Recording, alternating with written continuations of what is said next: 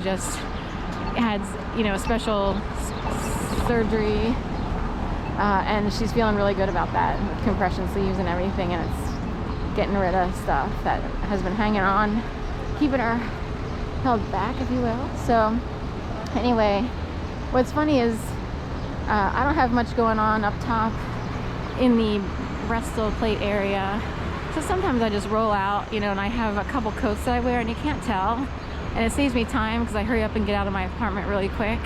And anyway, it says, how about one more cup? But hidden behind me reading that was somewhere it popped up, right, it's not my brain. So in addition to the idea, like, some people can come across as salacious or kind of gross. Things could be sent to people that, and they don't know what to do, or they either go with it, they think it's their own mind. So grosser things could come up, and someone else is making them appear a certain way, when really it was inserted. And then they start to go, like, this is very disturbing, because people are humans, and they don't want to think that this is going on, like we have our own thoughts. There's always a hidden something, like you think something first is basically normal, innocent, and so forth and so on. Which way? Car alarm just went off over here. Oh, there's a fire truck. Oh, it's the Chinatown fire truck over at CVS-ish. There used to be a meatball shop right where they're sitting. Remember the meatball place? And anyway, so some people see it as good versus evil to have these extra thoughts that come in. A darker side is trying to make people look a certain way.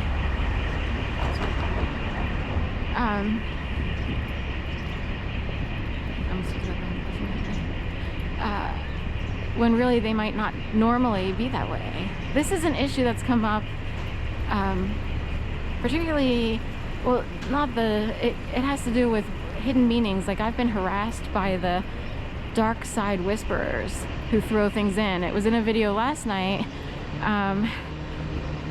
the video before Strange Loves, the one where I was from, you know, the Gayborhood down to 11th and then south and north.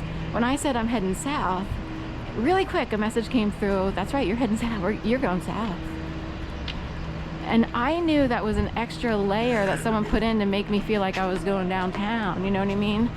So really quick I addressed it, because I want people to know that it could happen where you're harassed, and or you could be made to appear a certain way in the thought control world. Keep on. Go this way. So 210 S12, I always call this the Grimes baby name. 210 S12, it used to be 12th Street Gym, but it's 210 South 12th. It's now a residential apartment, now leasing new apartments. Kind of curious how much they cost. The glass is a little darker, like 1213 is really pretty, which is, you know, if you go down this road here, come back, then you'll get to it. You know, I've walked through it. It has the Grace Kelly imagery in the lobby, so it's in a lot of my videos. In fact, if you type in Serpico Dreams Grace Kelly, it should pop up, and the building's really neat. But I'm kind of curious why they went with this red and charcoal gray look, couched in, you know, white frame, I guess. That's 1213 down there with the orange.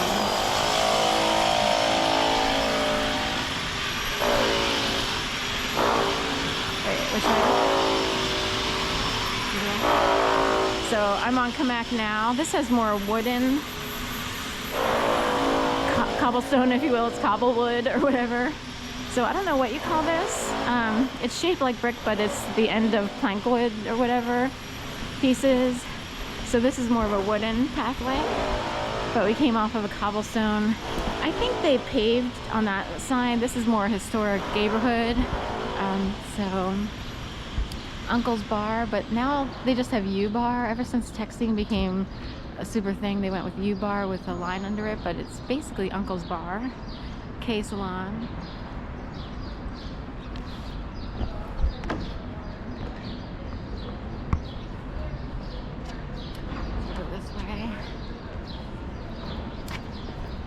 asked a friend the other day, and she, as far as I know, she still works here. I haven't checked in. There's a whole bunch of reasons, so, but last time I checked, she was still working here at Fight Philadelphia, unless they moved offices. Like, I'll see their sticker in various buildings. So Fight Philadelphia was here, but I also noticed that they're in another office. Is it down around the corner?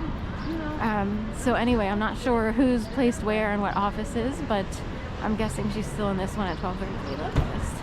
Looks like a bear claw, like a scratch in the sky, like a bear claw or Edward Scissorhands or what have you. I'm trying to think. It looked more like, you know, Nightmare on Elm Street-ish.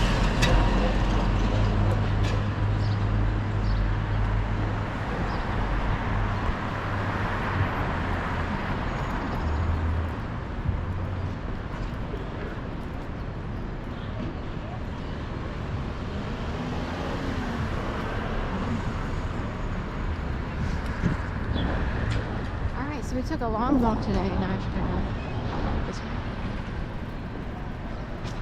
Right, I think the signage is down here near where there used to be Square One Coffee. So it's possible they have two locations. I don't know how for which employees, which sections. They didn't. Fight Philadelphia didn't take up that whole building.